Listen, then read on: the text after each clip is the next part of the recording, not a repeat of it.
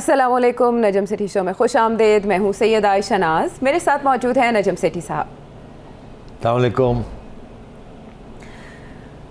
साबिक वफाकी वज़ीर इत्तलात फवाद चौधरी साहब की बात से हम आगाज़ करते हैं प्रोग्राम का। ये ज़रूरी है? हाँ, इसलिए ज़रूरी है कि इससे आपकी बात की तस्दीक भी हो रही है। आप फिर ज़रूर करें।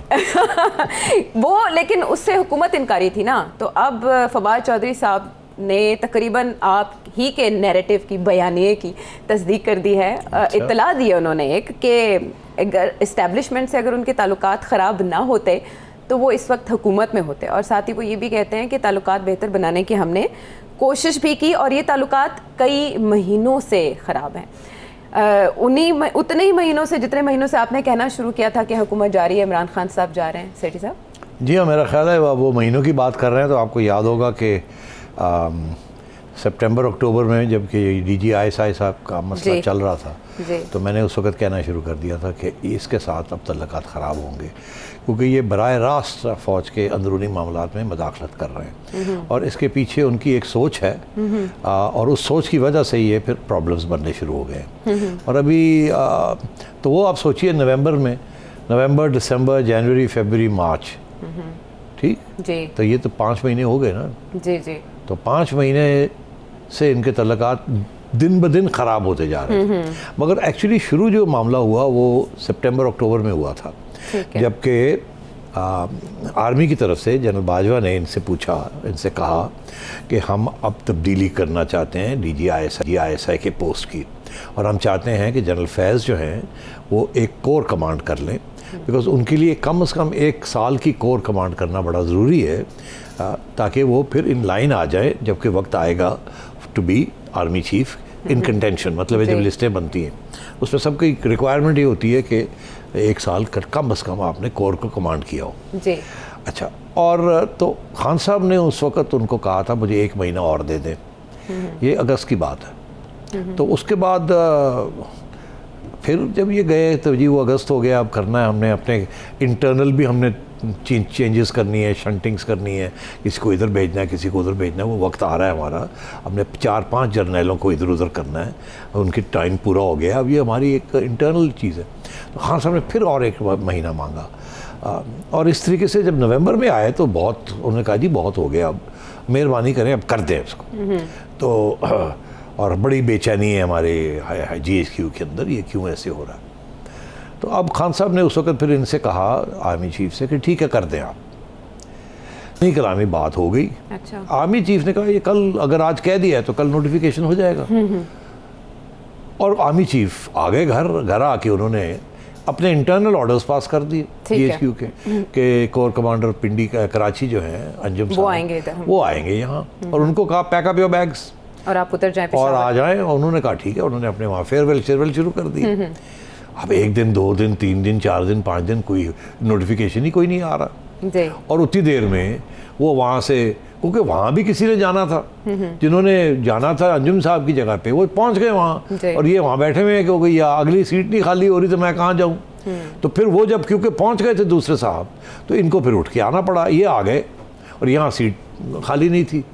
तो फिर ये इशू बन गया कि खान साहब के पास फिर लोग गए और यार ये क्या कर रहे हैं आप, वो बंदा हमारी बड़ी बेइज्जती हो रही है, आई एम आर्मी चीफ, मैंने ये सब कुछ कर दिया है और अभी तक ये। तो इस चीज़ के ऊपर काफ़ी टेंशन हुई।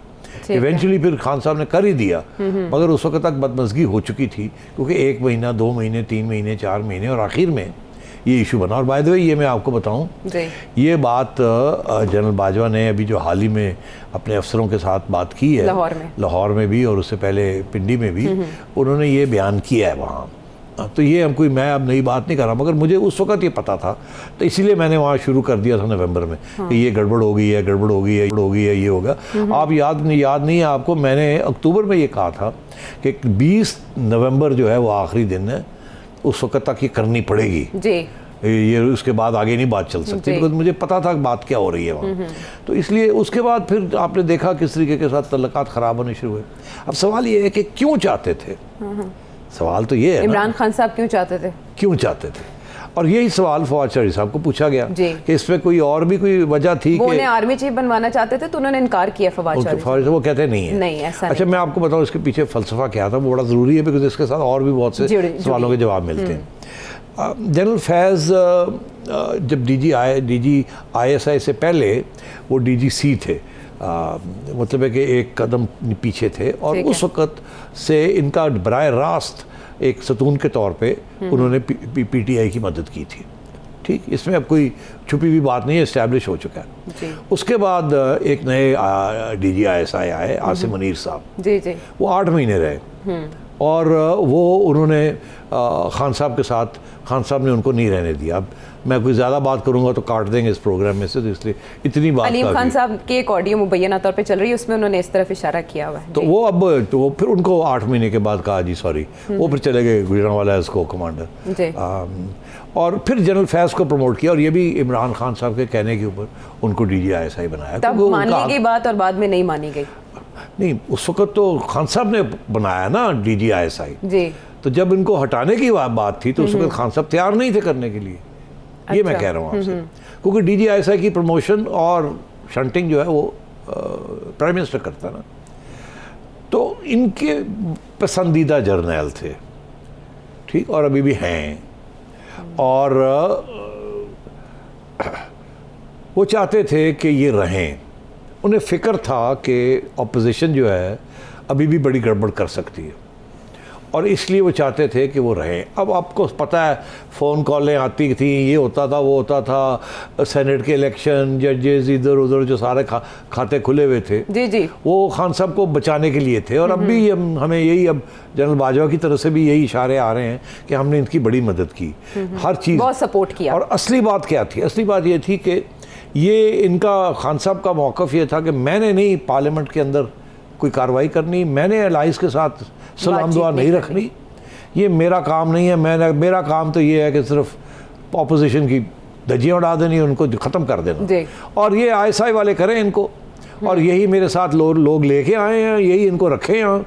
मैंने कोई मरम पट्टी नहीं करनी, मैंने नहीं कोई सियासत करनी इनके साथ मिलना जुला, ये आपका खाता है, आप मुझे लेके आए, आप मुझे संभालें और ये करें। इसलिए ये सेम पेज का बयान ये चलता था। और आज फवाद चौधरी साहब भूल गए हैं कि जब ये मामले चल रहे थे उस वक्त भी फवाद चौधरी साहब ने कह रहे थे सेम पेज, और हम कह रहे थे कि अब सेम पेज नहीं रहा, और उस वक्त से आर्मी चीफ और ISPR और इधर उधर से भी जो बातें थी सेम पेज की, वो ख़त्म हो रही थी। हमें नज़र आ रहा था कि हो क्या रहा है। इसलिए मैंने ये पेशन गोइयाँ करनी शुरू कर दी कि जब इस किस्म के रास्ते अलग होने शुरू हो जाएं, लड़ाई झगड़े शुरू हो जाएं, टेंशन शुरू हो जाएं, बेइज्जतियाँ शुरू हो जाएं, ये सारी चीज़, और फौज है ना यार। हाँ, लेकिन ताल्लुकात बेहतर बनाने की कोशिशें की, जैसे अच्छा, बेहतर बनाने की कोशिश की बात नहीं है। अच्छा, मैं आपको बताऊं हुआ क्या। इन्होंने फिर ये जो कहते हैं ना हमने बेहतर बनाने की कोशिश की, ये जाते रहे आर्मी चीफ के पास कि जी देखिए नहीं जी ऐसे कर दें, हम सॉरी, ये हो गया वो हो गया वो हो गया। वो हर दफ़ा वो कहते थे अच्छा चलो नो प्रॉब्लम, आगे चले। आगे भी जो वादे करते थे खान साहब वो पूरे नहीं करते थे। तो हर चौथे दिन 10वें दिन कभी परवेज़ खटक साहब और फवाद चौधरी साहब और असद उमर साहब और शाह महमूद कुरैशी साहब और शिबली फराज साहब, ये 5-6 लोग थे जो कि आना जाना कभी DG कभी GSQ जा रहे हैं, कभी उनके घर जा रहे हैं, यहाँ तक कि मतलब है कि वो फिर जाते थे और वो आगे से चीफ कहते थे चलो अब आए हुए हो तो खाना भी खा लो। अच्छा। और वो टेबल पे बैठ के भी खाना भी खिलाते थे इनको, और ये वहाँ मिनते शिनते करते रहते थे, मरम पट्टी करने की कोई, और चीफ की तरफ से कभी कोई इस किस्म की चीज़ नहीं हुई, कोई उल्टी बात नहीं हुई, कोई कुछ नहीं हुआ, हमेशा यही कि अकोमोडेट करना है भाई, अच्छा चले ठीक है, अच्छा।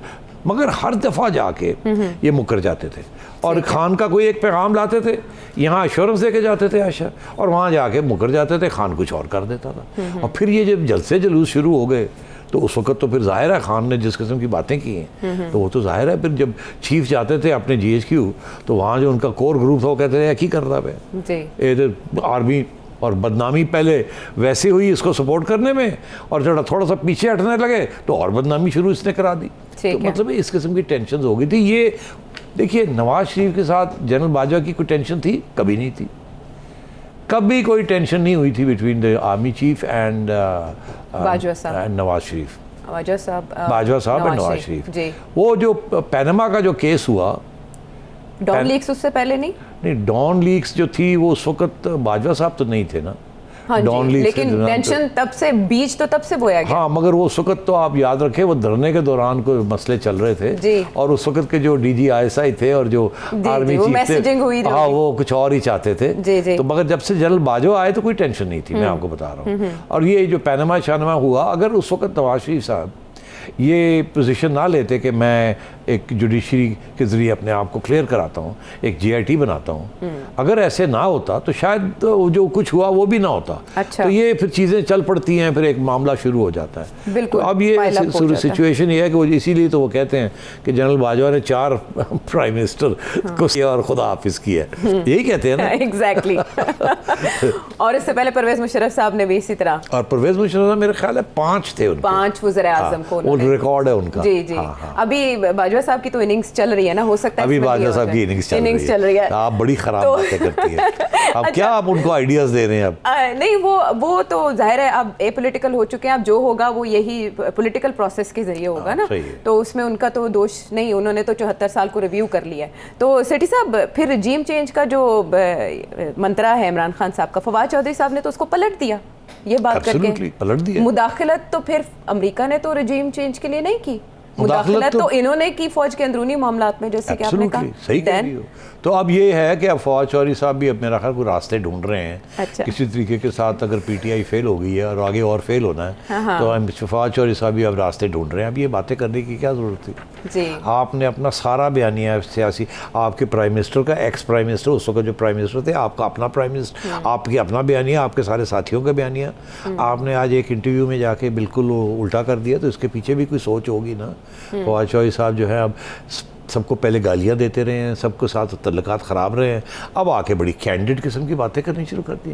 हाँ, नहीं, हमारी गलती थी, यही है ना। हाँ। तो अब ये बिल्कुल इनको इस बात का एहसास हो रहा है कि हमने जो बातें की हैं ये बड़ा मसला बन गया, अब थोड़ा सा पीछे हटना चाहिए और अब अपनी गलतियाँ तस्लीम की जा रही हैं। बट वो ये भी कह रहे हैं कि हमें दीवार से ना लगाया जाए वरना नुकसान उनको होगा जो ऐसा करने की कोशिश कर रहे हैं। इसका क्या मतलब है?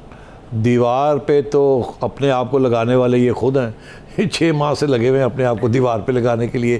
वो बेचारे तो सारा वक्त सपोर्ट ही करते रह गए और बदनाम होते रह गए। तो बदनाम तो इन्होंने जो हरकतें की हैं, इस खुद जिम्मेदारी उसकी ले।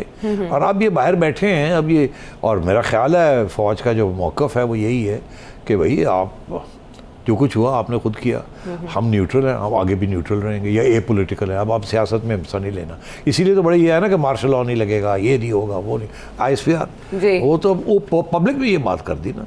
तो अब ये है कि ये अब दोनों साइड्स जो हैं they need to work this out कि अगर ये मफाहमत होती है, किस तरीके से आगे सियासत चलती है, नहीं चलती, क्या होगा क्या नहीं होगा। 2 हाथ से ताली बजती है। खान साहब अगर ताली बजाने की कोशिश करें और दूसरी साइड तैयार ना हो तो ताली नहीं बजेगी। वो ताली बजाने की कोशिश करें तो खान साहब ना करें तो नहीं बजेगी।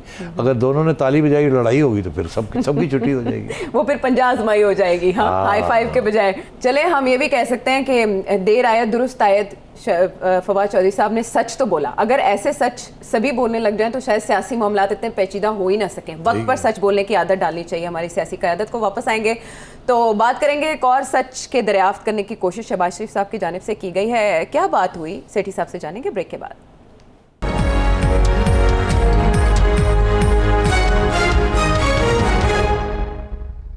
Welcome back to the show. अच्छा, अप्रैल का महीना जैसे ही शुरू हुआ तो हमारे सदर ममलिकत आरिफ अलवी साहब, जो वैसे बहुत एक्टिव रहते हैं ट्विटर पर भी और वैसे भी, वो कुछ अलील हो गए, गोशा नशीन हो गए, पहलू तही करना शुरू कर दी। शरारतें मत करो यार। नहीं, मैं शरारत बिल्कुल ही, मुझे बहुत सीरियस कंसर्न है उनकी हेल्थ से रिलेटेड, क्योंकि उन्होंने शहबाज शरीफ साहब से भी हेल्प नहीं लिया, फिर कैबिनेट से भी उन्होंने माजरत कर ली हेल्प लेने से। तो जब वो इतने गोशा नशीन थे तो फिर शहबाज शरीफ साहब ने कोई फ़ैसला किया होगा कि वो चल पड़े और उनसे जाके मीटिंग उन्होंने की। बताया ये जा रहा है सरेदस्त के गवर्नर जो मुख्तलिफ सूबों के हैं उनकी तैनाती के हवाले से बात हुई है। 15 से 17 मिनट रही ये मीटिंग सेठी साहब। अब ये तो आप बताएंगे कि असल में बात हुई क्या और शहबाज शरीफ साहब क्यों चल पड़े सदर मुमलिकत से? हाँ जी, ऐसे हुआ कि काबीना की जो मीटिंग हुई, पहली मीटिंग जब वो ख़त्म हुई तो उसके बाद कुछ लोगों ने कहा कि ये सिलसिला आरिफ अलवी साहब का जो हमारे रास्ते में रुकावटें क्रिएट कर रहे हैं, इनके बारे में भी डिस्कशन होनी चाहिए कि कैसे इनके साथ निपटा जाए। अच्छा। क्योंकि ये हर चीज़ में रुकावट क्रिएट कर रहे हैं और ये प्रेसिडेंट जो कि न्यूट्रल होता है और हेड ऑफ स्टेट होता है उसका रोल अदा नहीं कर रहे। ये एक सियासी जमात का रोल अदा कर रहे हैं जो इस वक्त तुली हुई है कि वो डिसरप्ट करने के लिए। इस हुकूमत को रोकने के लिए, चलने ना दिया जाए, और उसका हिस्सा ये बने हुए। तो फिर इन्होंने क्या कहा कि जो सारे वहाँ जो कमरे में ब्यूरोक्रेट्स थे, सिविल सर्वेंट्स थे, इंक्लूडिंग कैबिनेट सेक्रेटरी, सबसे ये कहा कि आप मेहरबानी करके ज़रा बाहर तशरीफ़ रखें। अच्छा। हमने अब आपस में एक कॉन्फिडेंशियल बात करनी। ज़ाहिर है मेरी चिड़िया तो वहीं होती है ना कहीं, तो वो तो नहीं निकली बाहर, वो तो बैठी हुई थी वहाँ। अच्छा। बाकी वो सारे चले गए बाहर। तो अब ये चिड़िया कहती है कि फिर उन्होंने ये बात छेड़ी कि अब how to deal with him. तो वहाँ दो राय थी। एक राय जो कि शुरू में मेजॉरिटी में थी कि इदी ऐसी तैसी इधे फट्टे चुक दो, ठीक कि यार है बड़ा गलत आदमी है, ये कर रहा है, ये कर रहा है, ये कर रहा है, ये देखो जी, ये देखो जी, ये गुस्सा था। और शहबाज शरीफ सब चुप करके सबसे सुनते रहे। उसके बाद कुछ लोगों ने कहा नहीं, देखिए अगर हमने यही रवैया इख्तियार किया जो वो हमारे साथ कर रहे हैं, गाली गलोच, लड़ाई झगड़े, आफ्टर ऑल वो हेड ऑफ स्टेट है, ठीक है, वो as an individual he is not performing the role of head of state, biased है। मगर अब अगर हमने हेड ऑफ स्टेट को ऐसे अटैक करना शुरू कर दिया और वही ज़ुबान इस्तेमाल करनी शुरू कर दी जो इनके लोग हमारे ऊपर कर रहे हैं, फिर हम में और उनमें क्या फ़र्क है? एटलीस्ट कम से कम हमारी एक कंस्टिट्यूंसी है जहाँ वो ट्रेडिशनल पोलाइट पॉलिटिक्स है। गाली गलोच पे ये नहीं आते नून लीग वाले, ये तो अपने हमारे पीटीआई वालों को तो ज़ुबान जो है वो काफ़ी तेज़ है ना, और गुस्सा भी बड़ा है, और अपने बारे में भी बहुत बात है। हाँ, और अंग्रेज़ी का लफ्ज़ है सेल्फ राइटियस, उर्दू में इसको क्या कहते हैं? मुत्तकी। हाँ, तो ये अपने बारे में समझते हैं कि हम तो गलत काम कर ही नहीं सकते, हम तो अल्लाह मियाँ की गाय हैं सारी, अल्लाह खैर सल्ला। तो इसलिए तो वहाँ फिर ये जो पॉइंट ऑफ व्यू था, ये मौक़िफ़ जो है ना, ये शहबाज शरीफ साहब को पसंद आया कि नहीं हमें ये वैसे नहीं करना चाहिए। अच्छा। तो फिर किसी ने ये कहा कि इनफैक्ट ये जो चीज़ है गवर्नर्स रूल, ये वो हम जो करना चाह रहे हैं, तो कम फॉर्मली किसी तरीके के साथ ये बात तो करें ना कि ये रुकावटें हो रही हैं, ये हो रहा है, वो हो रहा है, हम तो चुप हैं। हाँ। हम तो बड़ी इधर उधर की बातें कर रहे हैं कि जी। तो फिर ये किसी ने कहा देखे वो कह रहे हैं कि वो बीमार हैं जी। तो अगर आप ये एक्सक्यूज़ करें कि प्रेसिडेंट ने मिलिट्री सेक्रेटरी को फ़ोन करें और हम करते हैं, हमारा मिलिट्री सेक्रेटरी उनके मिलिट्री सेक्रेटरी से कहे कि जी सुना है प्रेसिडेंट साहब ना की तबीयत नासाज है, तो वो प्राइम मिनिस्टर साहब उनकी तबीयत पूछने आना चाह रहे हैं, अयादत के लिए आना चाह रहे हैं। ओहो, अच्छा। तो ये एक मौका मिल जाएगा, इसको तो ना तो कर नहीं सकते हो। तो ये एक पोलाइट जेस्चर है कि हम कोई वीकनेस से नहीं आ रहे, हम तो एक सोशल कॉल करने आ रहे हैं, और ये एक बनती भी है बात। अच्छा। तो मेरा ख्याल है फिर ये सोचा कि इट्स अ गुड आइडिया, तो इसलिए फिर शहबाज शरीफ साहब वहाँ ये एक पैग लेके जिसके इस तरीके के साथ हमने जाना है, वो ना भी नहीं कर सकते थे, फिर ये गए और ये जाके वहाँ जाके फिर पहुँचे। और अब आपको चिड़िया बताती है कि वहाँ बातें क्या हुई, क्या हुई। कोल्ड शोल्डर मिला आरिफ अलवी साहब? अब नहीं, देखिए कोल्ड शोल्डर तो मिलना ही था। अच्छा। मगर वो कैसे शहबाज शरीफ साहब ने कैसे उसको टैकल किया। अच्छा, बताएं। तो शहबाज, अब मैं शहबाज बन जाता हूँ। अच्छा। मैं सदर आरिफ अलवी नहीं बन सकती। तू नहीं बन सकती, मैं ही बन जाऊँगा ना, पहले मैं इधर से आता हूँ फिर मैं उधर से आता हूँ, ठीक है। अब शहबाज साहब आए जी, तो तशरीफ रखे, आके बैठ गए। आरिफ अलवी साहब ऐसे बैठे हुए, stiff upper lip, stiff. Shehbaz साहब, जी जी आप खैरियत से हैं? जी ठीक हूँ, खैरियत। आप खैरियत से? जी जी मैं खैरियत से हूँ। तो सदर साहब सुना था आपकी कोई तबीयत नासाज थी? अगर नहीं, हाँ वो बस था, वो चलता रहता है। हाँ अच्छा, तो फरमाइए। जी जी। तो शहबाज साहब, नहीं मैं तो courtesy call, just courtesy call, nothing more. हाँ वाह, अब आ ही गए हैं तो बात कर लेते हैं। वो प्रेसिडेंट साहब, वो हमने वो गवर्नर वगैरह लगाने हैं और वो हमारा कॉन्स्टिट्यूशनल राइट है, और तो मैंने कहा मैं आपसे ज़रा ये इशू रेज़ कर दूं कि वो for the smooth running of government, जो हुआ वो तो चलता है ना, सियासत में ये चीज़ें चलती हैं, मगर अब आप तो जानते ही हैं कितने प्रॉब्लम्स हैं, और ये है, और मईशत को भी चलाना है, ये भी करना है, कुछ कानून साजी भी करनी है। तो जाहिर है ऑब्वियसली वी एक्सपेक्ट के कोऑपरेशन होगी। वो बाहर की बातें बाहर, ये तो हेड ऑफ स्टेट है गवर्नमेंट, और हम कुछ तकाजे आपके कुछ हमारे। तो आरिफ अलवी, अब शहबाज साहब ने अपनी लाइन दे दी कि जी वो हमने गवर्नर भी करने हैं, ये भी करना है। तो अब आरिफ अलवी साहब आगे से क्या जवाब देते हैं? क्या? प्राइम मिनिस्टर साहब, मुझे अपने आइनी फ़र्ज़ का पूरा इल्म है। अच्छा। मैं बिल्कुल आइन के मुताबिक चलूँगा। कोई ऐसी बात नहीं होगी जो आइन के ख़िलाफ़ होगी। मुझे पता है मेरी ज़िम्मेदारियाँ क्या हैं, और तो आप रेस्ट अश्योर्ड कि कोई गैर आइनी बात नहीं होगी। अच्छा वो गैर आइनी कि वो जो 25 दिन 10 महीना जो लैके बह जाते हैं, वो आइन अलाउ कर दी है ना, तो उसने तो पूरा करना अपना खाता। शाहबाज साहब को बात समझ आ गई। जी बस यही था कि वो अच्छा ठीक है, बिल्कुल ठीक है, ओके ठीक है, तो फिर ठीक है, तो मैं फिर इजाज़त देता हूँ। जी ठीक है, थैंक यू। अच्छा। ये हुआ, दिस इज ऑल। ओके। इन्होंने कोशिश की है उनको समझाने की कि देखिए मसले हैं, ये है वो है, अब जो हो गया, but we need to get the country moving. मुल्क को ज़रूरत है स्टेबिलिटी की, सर्टेनिटी की, और एटलीस्ट प्राइम मिनिस्टर और हेड ऑफ स्टेट के दरमियान नहीं होना चाहिए कुछ टेंशन। तो उन्होंने आगे से सुन के बात, और आगे से कि मैं अपने आइन के बारे में, मुझे पता है मेरी जिम्मेदारियाँ क्या हैं, और मैं कोई ऐसी चीज़ नहीं करूँगा जो आइन के ख़िलाफ़ होगी, तो आप फिक्र ना करें उस चीज़ का। मतलब ये है कि मैं डटे हुआ हूँ, मैं थोड़े कानून कोई नहीं पास होने देने, मैं तो गवर्नर नहीं लगाने देने, कम अज़ कम तो 25 दिन, और जितनी देर मैं डिले कर सकना आइन के मुताबिक मैं कराँगा।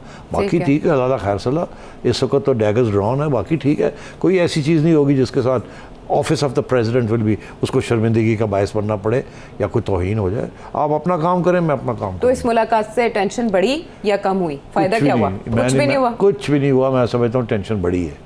अच्छा जी।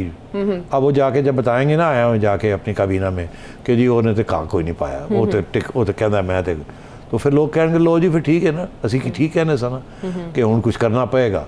तो अब करना क्या पड़ेगा, अब ये कर क्या सकते हैं? मैंने ये पहले भी डिस्कस किया था कल के शो में हमने। हाँ, अब यही है कि कुछ जैसे वो करते रहे हैं जब कि वो कोई कैंपेन शैम्पेन कुछ इनके बारे में कुछ निकालो, इनको गंदा करो, यही चीज़ें, फिर यही होता है ना। और क्या होता है, जब आप एक आइनी तरीका जो है डेडलॉक हो जाता है, तो फिर आप नॉन आइनी तरीके जो हैं वो दोनों साइड से इख्तियार कर लेती है। पीटीआई तो ऑलरेडी गाली गलौज पे उतरी हुई है, अब इधर से भी होगा। मैं आपको बता रहा हूँ, इधर से भी होगा। ये तो एक नेचुरल चीज़ है कि अगर तुसी मेरी कर दे हो तो फिर मैं भी करूँगा, तो ऐसी रहता है। लेकिन उधर की स्पीड ज़रा ज़्यादा है इस तरफ की, वो तो बहुत तेज है और जज्बात ये तो नून वाले तो बेचारे अभी पैदल हैं, जिसे मैं कहता हूँ ना, वो चढ़े हुए हैं हार्ली डेविडसन 750 सीसी के ऊपर वो चढ़े हुए हैं खान साहब, और पीछे जो मोटरसाइकिलें हैं सारे वो मोटरसाइकिल गैंग जिसे कहते हैं। तो वहाँ मोटरसाइकिल गैंग है और इनके यहाँ जैन चल रहा है। आपने वो पढ़ा ना, Jain and the art of motorcycle maintenance. आपने बड़ी अच्छी मिसाल से वाज़ेह कर दिया। चल रहा है यहाँ 750 सीसी हार्ली डेविडसन चल रही है, लेदर जैकेट्स, स्पाइक शूज। तो इस तरह से तो मामलात लटके रहेंगे। जैसे पंजाब असेंबली को 3 हफ्ते हो चले हैं और कभी मामलात अदालत में, कभी अदालत से बाहर, लेकिन उस्मान बुज़दार साहब अपनी जगह पर बरकरार हैं। आइन से उस्मान बुज़दार अपनी जगह पर टिके हैं। उनके इस्तीफे के ऊपर कंफ्यूजन नहीं, क्या इस्तीफे के ऊपर है? कंफ्यूजन ना कि वो लिख के हाथ से नहीं दिया, और वो भाई कंफ्यूजन है ना। कंफ्यूजन किस चीज़ में नहीं है, आप मुझे बताएं। वो एक बात कहते हैं, ये दूसरी बात कहते हैं, हर दूसरे दिन दोनों अदालतों में होते हैं जी। तो ऐसे ही चलेगा। और उसके बाद वो कहता है मैं चीफ मिनिस्टर हूँ, वो कहता है मैं अभी तक गया ही नहीं हूँ। अगर वो गया नहीं है तो ये इलेक्शन किस चीज़ की हो रही थी जिसके लिए चौधरी परवेज़ इलाही साहब हाथ वो स्लिंग के लेके ऊपर और अल्लाह मियाँ को दुआ मांग रहे हैं कि मैं इनका इंतकाम लूँगा। अगर वो अभी तक, हाँ बद्दुआ, अगर वो अभी भी चीफ मिनिस्टर हैं तो ये इलेक्शन किस लिए हो रही थी फिर? वो एक नुक्ता गवर्नर साहब ने उठा लिया ना। नहीं, वो नुक्ता तो यार जितने मर्जी आप उठा लें, उससे क्या होता है? तो डेडलॉक ऐवान सदर से भी आ रहा है और पंजाब की सतह हर जगह पे डेडलॉक। किधर हल कैसे होगा ना? इसका कोई हल नहीं है। ये डिलेज होंगे, लड़ाई झगड़े होंगे, अदालतों में ये घूमेंगे जी, और ऐसे ही चलेगा। मुझे कोई इसकी सोल्यूशन नजर नहीं आ रही। अच्छा, आपको इसकी सोल्यूशन नजर नहीं आ रही? तो मगर जैसे जैसे ये टाइम थोड़ा गुजरेगा और ये हुकूमत अगर अपने पांव जमा लेती है तो देखिएगा कि FIA, नैब, शैब ये सारे बड़े एक्टिव हो जाएंगे और ये लोग जो बहुत कुछ आप देखने आएगा। अभी फवाद चौधरी साहब कह रहे हैं ना कि जी ये जो काबीना बनी है इसमें से 26 लोग जो हैं उनके ऊपर तो केसेस थे, तो अब ज़मानतें हुई हुई हैं इनकी, ये वो। तो अब मेरा ख्याल है आज वो खान साहब की भी जो FIR कटी थी 2014 में, उसकी भी तस्वीरें इंटरनेट पे आ रही हैं। हाँ, वो भी वायरल हो रही हैं। तो ये भी प्राइम मिनिस्टर बने हुए थे तो इनके ऊपर भी FIR कटी हुई थी। तो ऐसी क्या बात है? वही ना, बात करने से पहले अपने गिरबान में झांक लेना चाहिए, फिर उसके बाद बात करनी चाहिए। जब बात हो रही है झांकने की तो तोशा खाना केस में झांक ले थोड़ा। इस्लामाबाद हाई कोर्ट ने उस बारे में बड़ा इंटरेस्टिंग ऑर्डर किया है। इस्लामाबाद हाई कोर्ट के गुल हसन मोहम्मद हैं जस्टिस, उन्होंने कहा है कि 20 ईयर्स का आप सारा खाता लेकर आए, जो अपने घर लेकर गया ना रियासत का सरबराह तोहफा, उनसे वापस लें। इमरान खान साहब वापस करेंगे? इमरान खान साहब कोई वापस कभी नहीं करेंगे। क्यों? मैं आपको बताऊं, खान साहब समझते हैं कि उन्होंने गलती की कोई नहीं। अभी उन्होंने हाल ही में तो इंटरव्यू दी है और उससे पहले एक इंटरव्यू दी थी। जो पहले वाली इंटरव्यू थी उसमें वो धज्जियाँ उड़ा रहे थे उन लोगों की जो तोशा खाना से कुछ चीज़ें लेते हैं। जब वो अपोजिशन में थे तो उन्होंने लंबे चौड़ी तकरीरें की है कि तोशा खाना से ये चोरी करके ले जाते हैं, ये कर जाते हैं, ये कर। अब जब ले लिया है तो इसको इनको पूछा गया कि भाई आपने ये किया, तो उसने कहा क्या किया मैंने, मेरा हक बनता था, मैंने पैसे अदा किए, जो फैसला हुआ था काबीना के अंदर कि इतने पैसे दे दें उठा के ले जाएं, तो मैं ले लिया। तो उनका तो ये मौक़िफ़ होगा जो है कि मैंने तो पैसे दिए। हाँ, लेकिन अदालत ने कहा ये पॉलिसी होनी ही नहीं चाहिए कि आप कुछ रकम पे करके तोहफा घर ले जाएं। ऐसी पॉलिसी बनाने का मतलब तो ये हुआ कि आपने तोहफों की सेल लगा रखी है। अच्छा, अब बात ये है, इसमें बड़ी इंटरेस्टिंग डायमेंशन है आयशा, क्योंकि मैं रहा हूँ ना काबीना के अंदर, तो मुझे कुछ पता है ये तोशा खाना का क्या खाता होता है। अब ये है कि तोशा खाना में ये होता है कि जो भी आपको तोहफा मिलता है वो आप आके फ़ौरन डिक्लेयर कर देते हैं और कैबिनेट सेक्रेटरी को दे देते हैं कि जी ये मुझे मिला है। कैबिनेट सेक्रेटरी जो है वो अब तो तोशा खाना में ले लेता है। अच्छा। अगर आपने वो चीज़ लेनी है, आपने ख़रीदनी है, आप चाहते हैं कि वो आपका एक तोहफा है, आप मोमेंटो के तौर पे या आप उसकी तो आप रखना चाहते हैं, जो भी कीमत है उसकी, तो आप कहते हैं जी ये मैंने ख़रीदनी है। पहले इन्होंने ये कानून बनाया हुआ था कि कैबिनेट डिवीज़न जो है वो मार्केट से पता करेगी, एक तफ्तीश करेगी कि इसकी कीमत कितनी है मार्केट में। ठीक है। लाख रुपये है, तो वो उन्होंने ये फैसला किया हुआ था कि लाख रुपये है तो इसको 10% 10,000 रुपया दे के तो आप ले लेंगे। ये पहले पुरानी हुकूमतें ये करती रही। अच्छा। मुझे उस वक़्त भी एतराज़ था कि ये क्या नॉनसेंस है, 10% है, मगर ये काबीना के अंदर लोग यही आर्ग्यू करते नहीं नहीं ये तो हमारा हक है, ये वो तो बड़ा मुश्किल हो जाता है उनको समझाना कि यार ना करो। उसकी वजह, जब कोई फॉरेन विजिटर आता है तो उसको जो आप तोहफा देते हैं वो अपनी जेब से तो नहीं देते, वो टैक्स पेयर, वो टैक्स पेयर देता है। तो ये भी जो है ये भी फिर टैक्स पेयर का ही पैसा है ना जो वापस आ रहा है। तो ये तोशा खाना पे जाना चाहिए और तोशा खाना फ्रॉम टाइम टू टाइम हर 6 माह के बाद कोई ऑक्शन कर दे और वो सारा कुछ बेच दे। अगर आपने खरीदना है तो आप ऑक्शन में बिड कर लो। बहुत लगा है तो आप ये मेरी हमेशा ये प्रपोजल, ये तजवीज़, हाँ तजवीज़ थी, मगर जाहिर है हमें हमारी बात कौन सुनता है। तो उस वक्त भी काबीना के अंदर जब मैं था 1996 में तो मैंने यही थी, तो रिकॉर्ड में भी है कि मैंने कहा था यार ये ऐसे ना करें। नहीं जी नहीं, वो सानू कड़ी मिली, ऐसी तो कड़ी रखनी है, तो 10% लेके। अब ये हुआ कि नवाज शरीफ साहब जब आए तो इन्होंने इसको मेरा ख्याल बढ़ा दिया फ्रॉम 10 to 25%। उसके बाद अब इमरान खान साहब आए तो इन्होंने 25 to 50% कर दिया। यहाँ तो बहुत अच्छा हुआ, मगर जो गलत काम होता है वो ये होता है कि जब कैबिनेट को सेक्रेटरी को पता हो ना कि प्राइम मिनिस्टर को ये चीज़ चाहिए और यदि वैल्यू 10 करोड़ रुपए है तो वो ये नहीं कहेगा मार्केट के अंदर क्या सर इसकी 10 करोड़ है। वो पहले ही अपने आप को महफूज करने के लिए वो जाके कहेगा यदि वैल्यूएशन कराओ और ऐसी जगह से कराओ जहाँ से 1 करोड़ की वैल्यूएशन लेके आओ, क्योंकि प्राइम मिनिस्टर ने 50 लाख तोते नहीं देने, इसकी आपने 18 करोड़ वैल्यू दे दी तो वो मेरी गले पड़ जाएगी, मेरी छुट्टी हो जाएगी कि ये तो की करना पे। अच्छा। तो वो nobody can buy it then, और prime minister wants it, whether it is Yusuf Raza Gilani और whether it is Imran Khan, they want it. तो अब पुराने ज़माने में मर्सिडीज़ गाड़ियाँ भी आती थी बाय द वे, और वो भी लोग ले जाते थे। अच्छा, और बाद में फिर वो जब पैसे नहीं दिए तो वापस ले आओ जी, तो फिर दी चाहिए एंड सो ऑन, ये होता रहा है। हाँ, तो 20 साल तक अगर बात गई तो कहीं मामला ठप तो नहीं हो जाएगा? नहीं, मैं समझता हूँ 20 साल तक पूरा रिकॉर्ड निकाला जाए, ये बहुत अच्छा फैसला है और सबको कहा जाए वापस करें। मेरा अपना ख्याल है कि इसमें ये होगा कि फिर वो वापसी तो किसी ने करनी कोई नहीं, किसी ने बेच दी, किसी ने ये कर दिया, किसी ने तोड़ वोड़ दी, अब वो क्या वापस कर दी है किसी ने, तो उसका यही होगा कि फिर वो ये कहेंगे कि जी इसकी रीअसेस कर ली जाए वैल्यू। अच्छा। और उस वैल्यू के मुताबिक जो रह गए हैं पैसे बैलेंस वो आप दे दें ताकि आपका खाता क्लियर हो जाए। अच्छा। मगर ये मामला चलेगा, ये कोई नतीजा इसका फौरी तौर पे नहीं निकलेगा। और ना कोई लोग जिन्होंने ज़्यादा नहीं लिया वो कर देंगे। अच्छा। और जो खान साहब ने तो करना कोई नहीं, खान साहब ने कहना मैंने जो देना था दे दिया, और खान साहब कहेंगे मेरे पास पैसे कोई नहीं, मेरी आमदनी कोई नहीं थी तो पैसे कितने आए। अच्छा। और आपका क्या ख्याल है वो ये वापस करेंगे? वो तो ऑलरेडी को बहुत सी चीज़ें बेच चुके हैं, वो बेच चुके हैं ना, वो तो अब सारी चीज़ें केस आएगा ना कि ये कहाँ गया और कहाँ किस ज्वेलर ने खरीदा और किसने बेचा, ये सारी बातें आएंगी। मगर ये साइड गेम चलेगी, ये साइड स्टोरीज चलेगी। ठीक है, ठीक है। लेकिन इंटरेस्टिंग ये होगा कि बाकी वज़ीर आज़म क्या बताते हैं, उनको जो तहफ़ मिले या उन्होंने अपने पास रखे वो कहाँ गए, क्या उनके पास मौजूद हैं या वो भी बेच आए।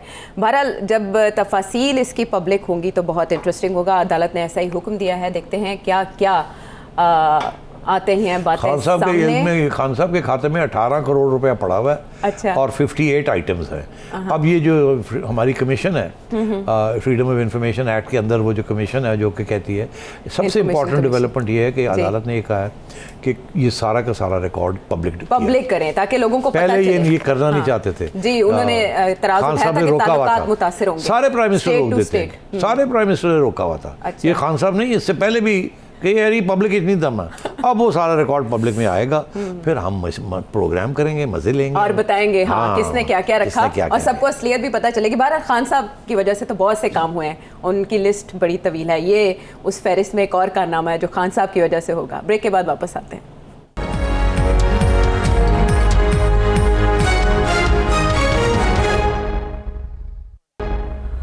Welcome back to the show. और अब आपके सवालों को प्रोग्राम का हिस्सा बनाएंगे। क्या जानना चाहते हैं आप सेठी साहब से? अस्सलाम वालेकुम सेठ साहब, मेरा नाम ज़ीशान है। मेरा आपसे ये सवाल है कि हुकूमत कह रही है कि मैं बिजली और पेट्रोल की कीमतें बढ़ानी पड़ेंगी, तो इससे तो महंगाई की लहर आ जाएगी, तूफ़ान आ जाएगा महंगाई का, तो सारा मलबा नून लीग पे पड़ जाएगा। तो बाकी जो सियासी जमातें उनका साथ दे रही हैं वो क्या किरदार अदा करेंगे इसमें? और बाकी शहबाज शरीफ साहब पहले ही कह चुके हैं कि महंगाई का जो मसला है वो सिर्फ कौमी हुकूमत हल कर सकती है, तो ऐसे में आपको लगता है कि हुकूमत ताकतवर है ये मसला हल कर सके? अस्सलाम वालेकुम। मिफ्ता इस्माइल साहब ने साफ कह दिया हम सब्सिडी कंटिन्यू नहीं रख सकते। नहीं, मेरा ख्याल है मिफ्ता इस्माइल साहब अब इस पर सोच में यू टर्न लेनी पड़ेगी उनको। ये पूरी शायद यू टर्न ना लें, छोटी मोटी यू टर्न तो लेनी पड़ेगी। और मेरा ख्याल है इसीलिए वो भाग रहे हैं, चले गए हैं, वाशिंगटन चले गए हैं। अच्छा। मेरा ख्याल है जो कि मैं 3 दिन से लगा हुआ हूँ कि ये कीमतें मत बढ़ाएं, 50 रुपये तेल की कीमत मत बढ़ाएं, मारे जाओगे, कौड़ा कोट करो। और डेवलपमेंट एक्सपेंडिचर जो हैं, जो सड़कें बन रही हैं या ब्रिजेस बन रही हैं या अंडर पासेस बन रहे हैं या रेलवे लाइंस चल रही हैं, ये सब रोक दें। और ये रोक के वो वहाँ से पैसे काट के और ये पेट्रोल की सब्सिडी जो है इसको चलाएं 2-3 महीने। और उनका ये कहना था कि ये पहले ही ऑलरेडी ये हुकूमत जो है 1 माह की जो सब्सिडी है कुछ 100 करोड़ के करीब वो इनके खाते में डाल गए, क्योंकि अब ये इनको देनी पड़ रही है ना। वो उन्होंने तो ऐलान कर दिया था, अब मगर पैसे तो इस हुकूमत ने देने हैं ना। ये जो 1 महीने के लिए कीमतें नहीं बढ़ी, और अब आगे अगर 3 महीने और बढ़ाना है तो ये खाता पूरे का पूरा 400 अरब रुपए के करीब बन जाता है। अब ये 400-450 अरब रुपये कहाँ से आएगा? ठीक, तो अब वो काटना पड़ेगा ना कहीं से। अब सारा हमारा डेवलपमेंट बजट जो था, PSDP जैसे कहते हैं, पब्लिक सेक्टर डेवलपमेंट प्रोग्राम, वो कोई 900 अरब का था, वो काट पे फिर 700 पे आया। अब पता नहीं उसमें से कितना खर्च हो चुका है और कितना रह गया। मेरा ख्याल है जितना रह गया वो सारे का सारा फारग हो जाएगा, वो रोकना पड़ेगा और पैसे इधर डालने पड़ेंगे। मगर साथ साथ ये गए हैं, अब आगे हैं IMF से बात करने के लिए, और IMF को जाके रोना धोना यही करेंगे कि देखिए पिछली हुकूमत उड़ गई ना इस किस्म की आपकी पॉलिसीज़ की वजह से, तो अब हमें भी अब उड़ाना चाहते हैं आपकी पॉलिसीज़ की वजह से। आवाम नाराज़ है, ऊपर से एंटी बैरिकेडिज्म चल रही है और इल्ज़ाम लग रहे हैं कि आप लोगों ने रजीम चेंज कराई है। खुदा का खौफ करें, हमारे ऊपर ना प्रेशर डालें, हमें थोड़ी सी 2-3 महीने की मोहलत दे दें। $1 बिलियन जो है वो तो देना, और कुछ जो टारगेट्स हैं उसको हम थोड़ा सा रिवाइज़ कर लेते हैं। ठीक है, टाइम बाय कर लेंगे, टाइम बाय करने के लिए हमें थोड़ी सी दे दें। तो मैं ये समझता हूँ कि कुछ ना कुछ ये कर लेंगे। अच्छा। फिर शहबाज शरीफ साहब भी अब चाइना भी जा रहे हैं और सऊदी अरेबिया भी जा रहे हैं। चाइना से तो कुछ नहीं मिलना, सिर्फ ये है कि कुछ जो लोन्स वापस करने हैं वो थोड़े से उनको स्पेस मिल जाएगी। जो अगले महीने या अगले महीने या अगले महीने जो ड्यू होने जा रहे हैं वो शायद 6 महीने साल के लिए या कम से कम कुछ अरसे के लिए वो लोन आगे हो जाएंगे। पैसे मत दें आप, तो वो भी बचाव हो जाएगा। अभी तो कैलकुलेशंस में ये है ना कि अगले 3 महीने में इतने अरब डॉलर्स कर उनके देने हैं, तो वो भी शायद आगे हो जाए। सऊदी अरेबिया के जो पैसे हैं वो भी अभी पड़े हुए हैं, मगर वो किसी वक्त जा सकते थे, और भी चाहिए। मेरा ख्याल है कुछ इनको और भी सहूलतें मिल जाएंगी। शहबाज शरीफ साहब अकेले जाएंगे? नहीं, वहाँ तो शहबाज शरीफ साहब जाएंगे, मेरा ख्याल है आर्मी चीफ भी साथ जाएंगे। अच्छा। हाँ, तो मेरा ख्याल पहले भी ऐसे ही होता रहा है, और अभी तो जनरल बाजवा ने कहा हमने पैसे दिलवाए हैं इमरान खान को। हाँ जी, तो मेरा ख्याल है कि वो आप पहले बता चुके थे। अगर बरादरान के तल्लुकात थोड़े से बेहतर थे इमरान खान साहब से, रॉयल फैमिली के साथ। तो अगर आर्मी चीफ नहीं भी जाते तो मेरा ख्याल है ये कुछ ना कुछ कर लेंगे, मरम पट्टी। और तो मेरा ख्याल है ये संभाल लेंगे ये। अच्छा सर, ऐसे में एक जहन में सवाल आता है, लैंडमाइंस प्रेस कॉन्फ्रेंस हम सुनते हैं जब भी माशी मामलात के हवाले से, तो ऐसे ख्याल जहन में आता है कि शायद हुकूमत या इत्तेहादी पछता रहे हैं कि उन्होंने इमरान खान साहब को क्यों निकाला। इमरान खान साहब की हुकूमत अपने वजन पे गिर सकती थी जो भी मामलात हैं, ऐसी सोच चल रही है कोई? देखिए मैं आपको एक बात बताऊं, ये पहले दिन से ये एक आर्ग्यूमेंट चल रही थी। अमूमन पीटीआई की तरफ से आती थी, मगर इसमें कोई शक नहीं है कि न्यूट्रल लोग भी जो चंद रह गए हैं इस मुल्क में, वो भी ये बात कहते थे कि यार इन्हों रहने दो ना, इसको और 1.5 साल रह गया, इसको रहने दो, क्या जल्दी पड़ी हुई है इसको निकालने की।